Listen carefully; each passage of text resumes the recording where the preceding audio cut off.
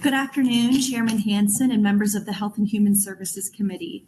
I'm Senator Megan Hunt, MEGAN-HUNT, and I represent District 8 in Midtown Omaha. Today I'm presenting LB88, a bill that would lift the lifetime ban on Supplemental Nutrition Assistance Program, or SNAP, eligibility for people with certain criminal histories. Under current statute, an individual with a conviction for drug distribution or with 3 or more felony convictions for possession or use of controlled substances is ineligible to receive SNAP benefits for the rest of their life. LB88 would allow these individuals to become eligible for SNAP once they have either completed their sentence or they are serving a term of parole, probation, and post-release supervision. When people are reentering society after time in a correctional facility, their first and most basic human need is food. For many, it takes time to get established with housing, a career, and to start rebuilding a productive life. None of that can happen for a person who's going hungry. I'll summarize the main points of this bill and happy to answer any questions. And I know there are also some advocates coming after me who can speak more to the details of the bill as well. This ban is selectively moralistic and incongruent when we consider that it doesn't apply for any other type of crime at all. The state does not impose this type of ban on SNAP eligibility for any other kind of conviction. That means Nebraskans who have committed the most horrific types of crimes we can imagine. None of these people are banned from SNAP by reason of their felony conviction. It's just those folks that have a past that involve possession, use, or distribution of drugs who can't receive SNAP. The truth of the matter is that this is not arbitrary because the policy has roots in the war on drugs and systems designed to incarcerate, segregate, and punish people of color who are more often cited and convicted for drug crimes in our state and in our country. We know that Black and brown people have historically and presently are being disproportionately harmed by policies like this one. Black people are more likely to be arrested, convicted, and incarcerated for drug crimes than white people are for the same crimes, and they also face more food insecurity. Here is one free, tangible way that we can correct that wrong. As Nebraska reckons with the nation's worst prison overcrowding, we have an opportunity with this bill to help prevent some nonviolent former offenders who have served their time and who are doing everything right from winding up back in prison on the state's dime. Allowing this population to access SNAP will actually result in a cost savings for the state. A person convicted of a drug felony spends an average of 1.6 years in jail, and the average cost to incarcerate a person for 1 year in Nebraska is about $36,000. That's a cost of nearly $58,000 at least for each of these individuals. SNAP costs nothing, as the state only pays the administrative costs for the program, which we are already paying, and the federal government covers the rest. Should we let these Nebraskans get a temporary hand up at no cost to the state, or should we spend tens of thousands of dollars to lock them back up again? Many of these people also have children. Should their children go hungry because of the mistakes of their parents? It's cruel and willfully ignorant to say that our prison systems are intended to be rehabilitative, and then for us to send these folks back out into the world and continue punishing them by denying them access to assistance in meeting one of their most basic fundamental needs. We've heard over and over again that this ban is directly contributing to folks being driven to reoffend by committing financially motivated crimes out of necessity. We know that it negatively impacts the children who depend on these adults, and we know it increases recidivism. If a person once sold drugs in order to feed their family, and they cannot feed their family once they've exited the correctional system, what do you suppose their options are going to be? It's fairly likely that in the absence of other available income streams, they'll turn back to selling drugs or obtaining money and food in other legal ways once again. I'll also note that most SNAP recipients are subject to work requirements as well. This is from the DHHS website. With some exceptions, most able-bodied adults between 16 and 60 must register for work, take part in an employment and training program to which they are referred by the assistance office, and accept or continue suitable employment. Failure to comply with these requirements can result in disqualification for the program. After I got divorced, and gosh, maybe it was I don't even know anymore, 2012 or 2013, I was making no money. And I spent a couple years really struggling with my child who was 2 at the time, and, finding an apartment that we could afford. And I was on SNAP for several years, for a little while during that time. And I can attest personally to all of you that qualifying for SNAP is not easy. You have to do these lengthy interviews on the phone. You have to requalify. You don't just get them in perpetuity forever. They really look at your personal finances. They literally looked at my bank account. They asked me questions about money I had received and money I had spent. They were very, very personally stringent about whether I qualified for this benefit or not. And so I think that the system that we have in Nebraska is working for SNAP. I think that the right people are qualifying for this benefit. I don't think that it's a waste of money, and I think it's administrated in a very fiscally conservative way, in a very fiscally responsible way.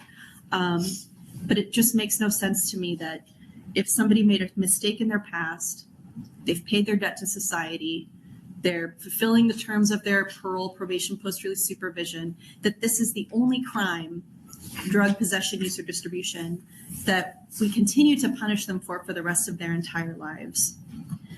It's typically a story of someone in their youth making poor choices out of desperation, and one that they look back on with regret as adults. And many of these people, it was because of the pandemic that they even learned about this law. Our office heard from numerous people who were single moms in their 40s who for the very first time found themselves system involved, trying to access some benefits, aid to dependent children, SNAP, Medicaid, things like that, because they'd lost their job in the pandemic. And some of them who had some drug conviction histories from sometimes their late teens and early 20s learned for the first time that they weren't even going to be eligible for that assistance. So, pushing people toward food insecurity, pushing people toward recidivism and reoffending, that's the unintended consequence of this policy. And I think in Nebraska, it's just time to do away with it. Currently, 43 states have opted out of this same ban, including Iowa, Kansas, South Dakota, Wyoming, and Mississippi. This isn't one of my crazy progressive ideas exactly. It's just good policy. So I'd be happy to answer any questions. Thank you. Thank you. Are there any questions from the committee? Senator Reapy. Thank you, Senator Hunt. Thank you, Senator Hunt, for being here. My question, I'm told I need to lean into the mic, so I will do that. You noted that this was the only item, the drug and related convictions, that are restricted from getting the SNAP. It's only drug related. Yeah, it's just possession, use, or distribution. Is it your sense then that there was, whoever introduced this bill, whenever, didn't take the time to go in and take other bills that were similar and simply amend it to take out or make sure that they didn't put in drug related convictions? Or at that time they would have wanted to put it in, but it seemed to me like it was a little lazy approach here when this bill originally, whatever it was. I don't know what the original statute the was. Origin, it wasn't a bill introduced in Nebraska exactly. The origin is it's a federal law that allows states to do this. So Nebraska opted in to do it, which I believe was a decision made in the executive branch. And this was part of the war on drugs in the 80s. It was just sort of, a policy opinion at the time that if we are more punitive toward drug offenses, that would be best. And tough on crime. Tough on crime. Yeah, it's a little just old fashioned. And we have many decades of seeing the results of this policy. And most states have decided maybe it's not doing what we want it to do. Okay, thank you. Any other questions? I might have one, or somebody after you can answer it. I can put it out there now. I'm assuming, I don't know why they implemented this in the first place, but I'm assuming they did it for this purpose because the individuals who are convicted of these crimes, they might have felt aren't as, I'm trying to think of the word, the best at using state funds to get SNAP program because there might be the potential for fraud.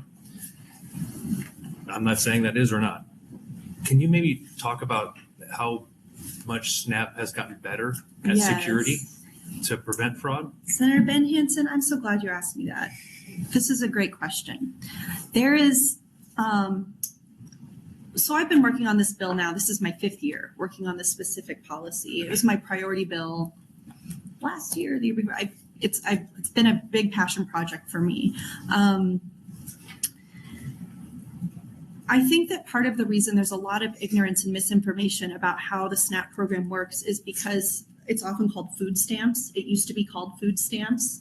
And so people had the incorrect sort of idea that people are literally getting a book of stamps, which they used to, and that they then have these tokens that they can exchange for other things, for goods and services or for drugs or for illegal things, and that food stamp fraud was rampant. Today, the way the program works, we don't call it food stamps anymore, we call it SNAP. And what SNAP recipients get is a debit card.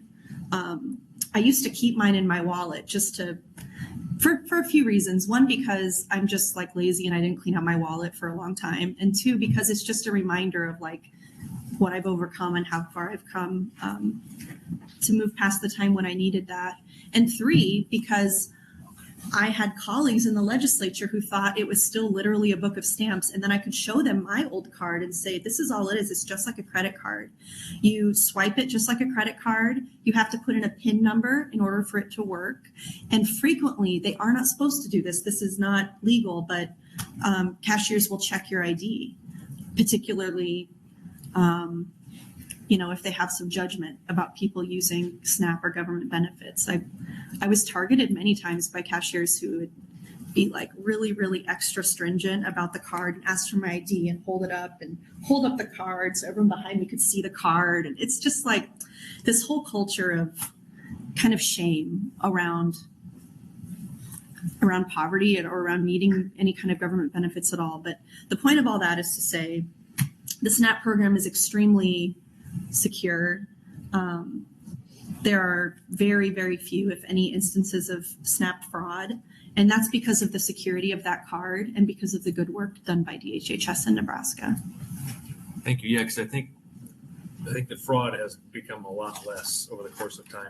I know they have a machine they can still put it into, and but from what I've seen, they split the money with the person. They pay them cash, and the person uses the card to enter it in something. But I think that's you can't do that with a SNAP card. Okay, cool. You can do it with like a regular debit card, but not an EBT SNAP card. Yeah, but you're right. I think it has gotten better. So I think I'm kind of with you on this one. That I think either give it to everybody or we don't give it to everybody, kind of thing. So next year you introduce it, it'll pass. I'm right. With the audience behind you, I will plead the fifth. Are there any other questions from the committee? Seeing none, are you going to stay to close? Yes, I will. Thank you. Yeah. Thank you, Chairman Hansen. I could tell by some of your questions and some of your, questions of proponents and opponents that you were teasing out the answer to what I'm going to give you here, which is